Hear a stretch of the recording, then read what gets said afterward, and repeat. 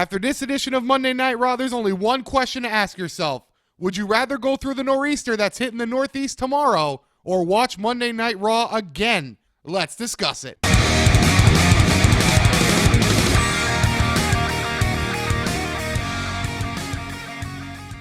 Want to thank everybody for coming back to the Riggs Beast channel. And as always, let's go beast on that subscribe button. Let's go beast on that like button. And let's do our damnedest to go beast on this Monday Night Raw review, which came to you live from Detroit, Michigan, the last go at the Joe. All right, let's be real here. I've been sitting at my computer for about 10 minutes, staring at a screen, trying to figure out how the hell am I going to convey what I just saw for 3 hours. I still don't really know if I can properly put into words how bad this show was. It was the worst Raw of the year, by far. This is the time they're trying to get you hyped. They're trying to get you to subscribe to the network, buy t-shirts, get tickets that are remaining, etc. If this got you hyped tonight, God bless you. I mean, I'm not even a religious man, but if this got you hyped, I'll say a prayer for you. So let's begin this review with the end of the show. And why am I going to begin it with the end of the show? Because I guess it's the only noteworthy thing that really happened. And I wouldn't even call this that noteworthy. This whole night was completely boring. The best way I can describe Monday Night Raw to you was I was falling asleep while drinking a Red Bull. That was the absolute best way that I could come up with to describe this show. But the most noteworthy thing of the night was Mick Foley was going to be forced to fire someone. In an earlier segment on the show, Stephanie McMahon basically goes over with Mick Foley that she wants to further him. She wants to further him in business. Let him grow, so to speak. And the way she's going to do that is by giving him the task of firing a superstar. All through the night, they had segments with Mick talking about how hard this was. I think there was like 3 segments, I want to say, where Stephanie's asking Mick, did you do it yet? Did you pick a name yet? I get why they were doing it, but we could have did with one maybe hour, not one every 45 fucking minutes. So they end the show with Stephanie announcing Mick, and we're going to find out who's Mick going to fire. Now, I put on Twitter at the Riggs Beast that I thought Foley was going to fire himself. That was my first thought, that Mick wouldn't want to do it and he would fire himself. The only other thought I had was that maybe Seth Rollins. But that didn't make much sense either, but just throwing shit out there because this is WWE writing it, you never fucking know. So to cut through all the garbage that happened, basically Mick Foley fires Stephanie McMahon. It's not a real firing, it's just him standing up to Stephanie, calling her a good liar and a bad person. Going back to when Stephanie said she knew nothing about Triple H interfering in the Fatal 4-Way Elimination match for the title where Kevin Owens won it. Of course, we all knew, she knew, and now Mick believes that. Stephanie's getting in Mick's face about being bad and how you don't know how bad she can be. Triple H comes out. Triple H basically goes, he doesn't want a lawsuit 3 weeks before Mania or he would beat Mick Foley with the leg that needs a hip replacement. That was kind of clever. By the way, there's CM Punk chants all through this. And this deserved it. Mick goes at Triple H basically saying that everybody likes him in the back. Everybody respects him in the back. And he thinks that everybody envies him because he doesn't have to pretend to like Triple H like they do. Triple H gets at Mick by going at the kids. Noelle, who wants to be a wrestler. Dewey, who works in the office. Triple H tells Mick to act like a monkey and waddle his way back up the ramp. Act like a monkey in terms of when Stephanie says jump, he better damn well jump. Mick acts like he's going to leave the ring, waddle him, but he stops. And you see him going to pull out Mr. Sacco. Stephanie starts saying bullshit to the fans. Triple H turns around, goes to Mick, Mr. Sacco in. Stephanie lands a low blow, and apparently this low blow was devastating to Mick Foley because he didn't get up from it. He laid there like he was going to die from a low blow. Triple H is taking off his coat like he's going to do something. Seth Rollins comes out. This was kind of cool. He's hobbling down with the crutch and on one leg, and he gets to the bottom of the ramp, and then he throws the crutch down, and he runs into the ring, still with a knee brace, but runs into the ring, and he's fighting Triple H, and he gets an advantage, and he throws Triple H out of the ring, and Triple H grabs the crutch, gets back in the ring, they fight, Triple H nails him with the crutch. Triple H then gets the advantage over Seth and puts him in a reverse knee bar, hurting the knee further. Lets him out of it, hits him with the crutch one more time, and Raw goes off the air. So Seth Rollins makes a mini return to save Mick Foley and gets his ass beat again. So we're still going with the is Seth Rollins going to wrestle at WrestleMania concept. We're still going with that 3 weeks before. I get the suspense part. I talked about it a few weeks ago that I would have let this go all the way to Mania, maybe the week before brought Seth back to confirm it. But you already brought Seth back and you already had him say he's going to be there. And then he comes back and shows that he's not hurt. And then you have Triple H do that. So yeah, I get the fact that WWE is still trying to plant doubt in your mind. Maybe this leads to Finn Balor. At this point now, we're going to be 2 weeks before Mania. Why the fuck would you bring Balor back now? Yes, you can bring him back at live shows, and he can say he's back, but he's not really back. So now you have the questions of, well, what happens with Mick Foley? Is he still going to be the general manager? Probably not. He needs a hip replacement, guys. He's gone. At worst, he makes it to Mania, but is that really an important question? No, you know he's gone. Is Seth going to wrestle is the big one. At this point, it's getting tiring. They should just build to the match and not build on the injury. Tonight, to me, Seth should have came out on top. Plain and simple. So now we go back to the beginning where Lesnar and Heyman opened the show. Another question. How many of you are excited for the 3-minute match between Goldberg and Lesnar where Lesnar gets his wins back and gets the title? Anybody excited about this? I mean, anybody who's been watching wrestling for more than 5 years. Are you excited about this at all? Hell no. It's going to be a 3-minute match. Lesnar's going to win. But I'll get on to the actual segment. Heyman's boasting about Lesnar getting the F5 on Goldberg. He says he can see the future, and it's been bestowed upon everybody by Brock Lesnar. I tried. It was bad. Let's all forget that happened and move on. Says the future is at Mania, and the so-called announce team is going to scream the words, "Down goes Goldberg." This became a common theme. He said it about 4 times. It's going to be the talking point. There was a very half-hearted Goldberg chant about in the middle of this. This whole segment was a glorified recap of last week. That's all it was. If you didn't watch last week, they gave you a recap of it, and that's it. He finished with a decent line that the greatest championship return is going to come crashing down courtesy of an F5 when the resurrection of Goldberg gets put down.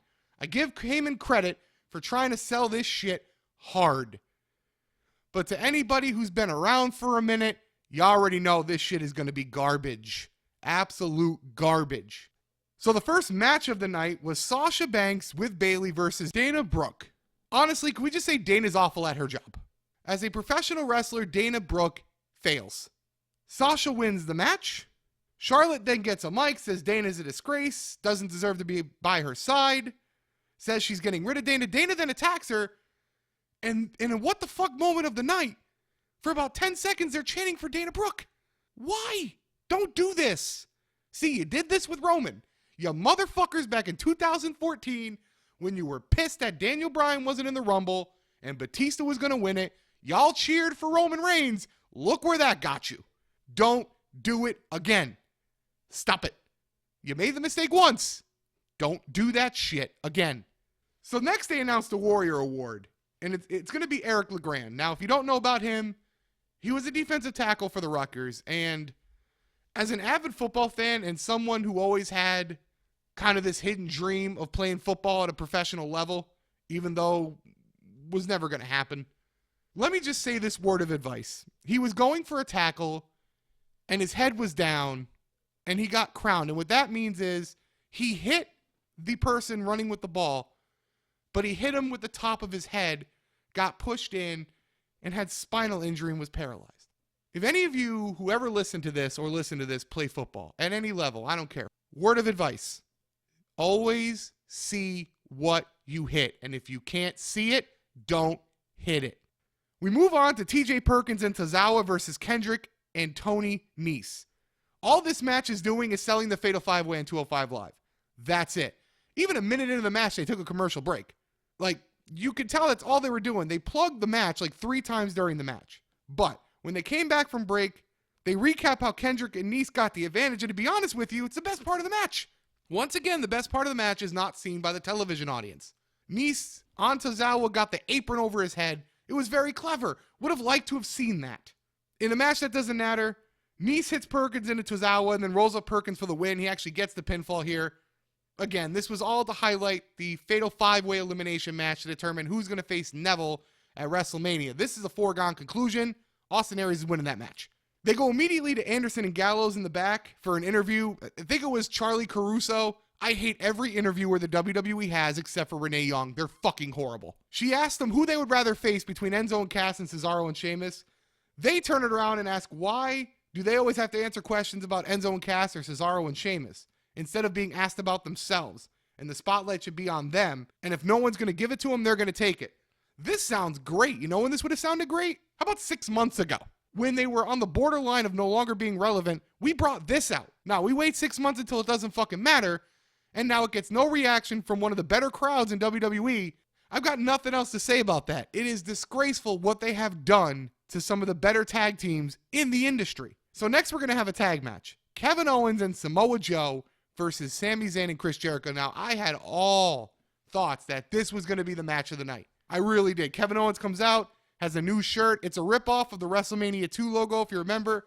Owens, though, he gets a mic, the spotlight on him again. It kind of, if you remember Batista, what he did towards the end run with the spotlight when he talked, they're doing that with Kevin Owens. I think it's great. He goes to 1 month ago. Today, he put the spotlight back where it belongs, and then they recap his attack of Jericho on the Festival of Friendship. He says a lot of people are upset with him for what he did to Jericho. He goes, Jericho never considered him a best friend, like Owens never considered him a best friend. Says Jericho was getting close to him for the sole purpose of getting after his, and he emphasized his, Universal title. Says he's going to get Jericho where it hurts, and he's going to take his U.S. title for what he did to him and having his Universal title taken away from him. And the only thing that will be left are the tears of Jericho. Cry them out, man. Again, I tried. It's not good. Let's move on. He ends with the last line of, who needs best friends when you have a destroyer? Cue Samoa Joe's music. When they start the match, Owens does the typical chicken shit heel thing where he's acting like he's going to fight Jericho and then tags in Samoa Joe. It's back and forth for like a minute. Joe's going to get quick advantage on Jericho. Jericho fights back, gets Zayn in. Joe again gets offense on Zayn. Zayn gets a little bit back, and then they tag in Owens. There was never really a huge tight in this match. It was just kind of quick, and you'll see why, and it's unfortunate. And then it's back and forth again until both Joe and Owens are on the outside. Zayn does his leap over the top. He sells a knee injury. Zayn then gets Joe back in the ring. Owens chop blocks Zayn from behind.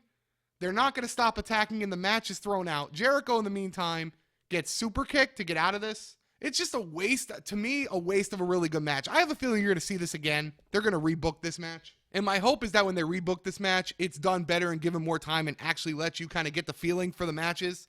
Let them touch a little bit, but not in that one-on-one scenario. They're beating on Zayn after the match, beating on him. Jericho gets back in. He gets the save. He's going for the walls of Jericho, but Joe gets back in. He jumps Jericho. Joe then finishes by throwing Jericho into Owens. He gets the pop-up powerbomb. Nice move, but again, weak. Very weak for the build. So after this, we had another Mick and Steph segment going over the firing of guys. The only reason I'm going over this is because Nia Jax comes up because she wants justice because she's not in the title match. So Steph books Nia versus Bayley. I'm still convinced Nia's getting added to this title match, by the way. You'll see why later. They go to another Mick Foley segment. There's like 6 Mick Foley segments. Jesus Christ. And then Steroid Mahal is yelling about someone being fired, blah, blah, blah. Mick books Jinder versus Roman. Now, I guess the New Day has a new show. It's called New Day Talks. This is getting sad. I'm sure there's people out there who enjoy this. I'm not one of them. This shit is boring as fuck. The main point of this show, to be honest with you, is number one, to slightly confirm that the Big Show and Shaq is off. Big Show's going into the Andre the Giant Memorial Battle Royal. You gotta kind of feel bad for the guy. I didn't want to see the match. Nobody did either. But you've got to feel bad for the guy because look at the shape he got in. You know he's been doing some work. And only for Shaq's lazy ass to make sure the shit didn't happen. He's going to lose money because of it, major spot. In some aspects, you got to feel bad for the Big Show. You really do. You don't got to feel bad for our eyes not having to see the match, but you got to feel bad for the man. And then Titus O'Neil comes in, so now we're going to have Big Show versus Titus O'Neil. You see where this night's going? Do you see where this is going? The next match is Cesaro and Sheamus versus Enzo and Cass. Again, not even Detroit cared that much, and Enzo and Cass had a good opening before the match. But if you've been following the story, if you've been listening to me, if you've been at the Riggs Beast on Twitter, you knew a triple threat tag match was coming. You knew there was going to be no winner here. Hey, guess what? There was no winner. This is where Anderson and Gallows got their spotlight, attacking both teams. They go next to Mick Foley. He's yelling at Anderson and Gallows about how he's stressed, and they think this is funny, then books the triple threat tag team title match at WrestleMania. So we get Roman versus Steroids Mahal. I'm not going over the match. Roman wins. After the match, Roman grabs him like, calls out Taker, says, come out like a man. Commercial break. So Roman Reigns calls out The Undertaker, and you go to commercial break. That's a hook?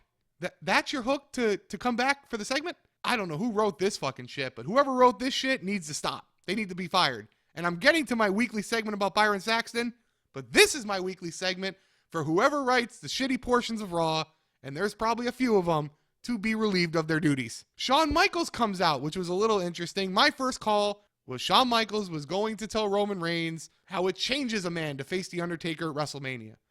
He didn't kind of do this, but he kind of did. He tells Roman that he's distracted and unfocused, and if he stays that way 3 weeks away from Mania, and he lets Undertaker have real estate in his head, he will eat him alive. Roman just says that's not happening. Says the only question he gets asked is what's it going to be like to be in the ring with Taker. He says they should ask what it's going to be like for Taker to be in the ring with Roman Reigns. Michaels just keep going, I'm on your side. I know what it's like to be in your position. I know what it's like for people to secretly want you to fail. I think there's a lot of people who are very vocal about wanting Roman Reigns to fail. I don't think that's so secret, Mr. Michaels. Roman finishes it with all due respect. Taker retired you, and I'm going to retire Taker. A lot of people are going to take this as heelish, and I can see where you're coming from. But keep this in mind. Roman Reigns can be whatever they want him to be in whatever feud because of the fans. See, because there are fans that love him, and because there are fans that hate him, it doesn't matter. You see, there is no heel Roman, babyface Roman. There is, what do I need to be for this feud? Roman wasn't heel in this. He was confident. That's how they can spin it. He will be heelish to the fans who hate him and babyface to the fans who love him. They are creating John Cena. Can the Roman heel turn still happen? Yes. Do I expect it? No, I really don't. But as Roman's walking away, he looks back at Michaels, turns around, Braun Strowman fucking nails him. Knocks him so hard he falls in between the ramp and the barricade. They also announced next week you're going to have Roman versus Braun Strowman. Expect Taker to fuck around. I expect Braun to win that match. We have yet another Mick and Steph segment about firing someone. I told you there was a ton of them, guys. There's a fucking ton of them. The next match is Austin Aries versus Daivari. The only reason this came out was, again, 205 Live, 5-man elimination to face Neville at WrestleMania. That's all this was about. But if you've watched Aries in TNA, you know what he can do. Daivari had him in a leg lock. He's able to get a handstand out of the leg lock into a drop kick, which is beautiful stuff. Aries has great offensive maneuvers, but the rest of this match is very, very vanilla just to save Aries. They're saving a lot of Austin Aries for that match with Neville. You will not see a ton of what he can do even on 205 Live. He's going to win this match, but you're not going to see what Aries is truly capable of until that match with Neville. And if they give them 15 minutes, that may be the match of the night. So we have an Emma vignette again. And even the announcers, and I know the announcers are trolling the fans here by saying we're doing this again. Flat out, you know they're trolling because that's what most people are thinking. So Big Show and Titus O'Neil is next. Big Show wins. Big Show looks pissed. Looks at the WrestleMania sign, looks pissed. And to be honest with you, I wouldn't be shocked if that pissed look is actually legit. Again, the money he's probably going to lose, being in a marquee match with Shaq, even though most people didn't want to see it, it was still marquee, and then going into the Battle Royal again, you can understand if the man's a little fucking pissed. So then they have a segment with Sasha and Bayley, and Sasha's talking about the controversy and how she deserves to be a champ, and that she can beat Nia tonight, and then they can find out who's the better woman at WrestleMania. Here's Raw for me to this point. You know that new Subway commercial you saw about 4 times with the Italian sandwich? That commercial was better than Raw, and that commercial is offensive to Italians. So then we go to a Chris Jericho interview, and Jericho talks about how he's going to get the revenge of Jericho, and he's going to get him back, man. Again, I know it's bad. Let's all move on. And then he's going to expose Kevin Owens, and that next week there's going to be a highlight reel, and his guest is going to be the real Kevin Owens. It might be funny. I'm a little interested, I'm not going to lie. Anyway, he's closing the segment. He's calling the announcer Tom Phillips. This is not Tom Phillips. This is generic announcer number 2. I think his name is Mike Rome. I don't know. Anyway, guy says he's not, says his name. Jericho looks at us. No, you're Tom Phillips. You know what happens when you don't know your own name? Puts him on the list for not knowing his own name. Sometimes Jericho's just gold. I want to put Raw on the list for not knowing how to book a show 3 weeks before WrestleMania. How about that? Can we put Raw on the list? Let's put Raw on the list. You know what? Monday Night Raw, for not knowing how to book a show before WrestleMania, do you know what happens? You just made the list! Bayley versus Nia Jax is actually the wrestling match main event for this night. Do you see how bad fucking Monday Night Raw was? By the way, as always, this is the segment of the week where I ask Byron Saxton to quit WWE or for WWE to fire him because he is awful at his job. Basically, Dana Brooke is better at wrestling than Byron Saxton is at announcing. That's all you need to know about that. They started this match and about 45 seconds later went to a commercial break.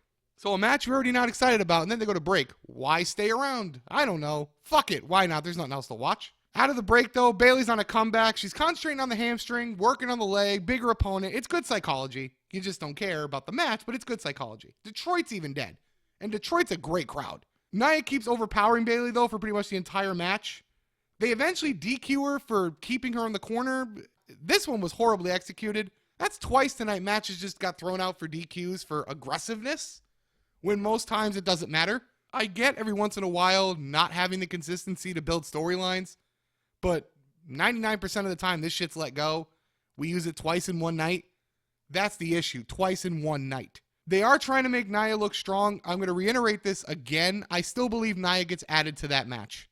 I really do. It's going to be a fatal 4-way. If I'm wrong, I'm wrong, but I still think she's getting added to that match. And then you had your segment with Mick. Like, that's it. That was Raw. I don't know what else to tell you. That was Monday Night Raw. Like, that's why I sat at my computer for 10 minutes trying to figure out how to even review this thing. There was nothing of note here. Shawn Michaels coming out with Roman Reigns, it was noteworthy, I suppose. But again, it's not. The only thing it really does is supplant in people's minds, oh, maybe he's Roman turning heel. And for some fans, it's going to get them.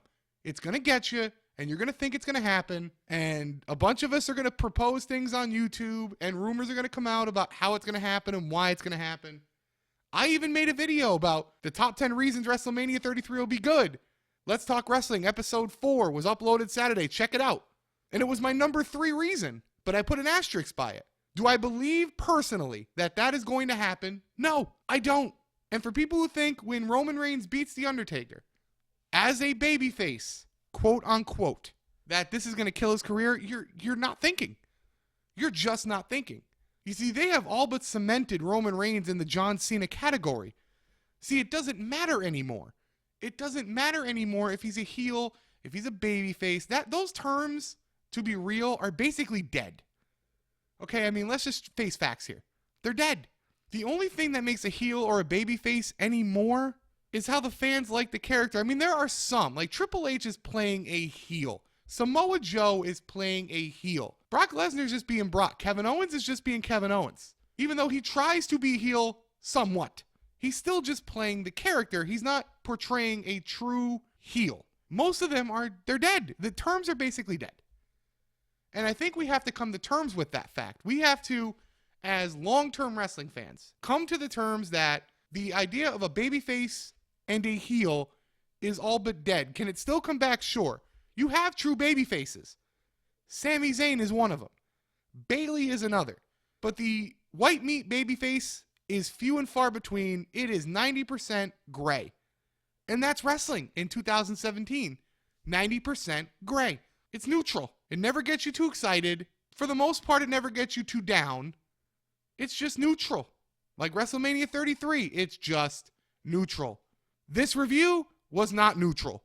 Raw, 1.5 out of 10. And the only reason it's getting 1.5, Kevin Owens shirt, and that's it. That's all. Kevin Owens shirt. But that's going to do it for this week's Raw review, guys. As always, let's go beast on that subscribe button. Let's go beast on that like button. And as always, guys, keep it beast.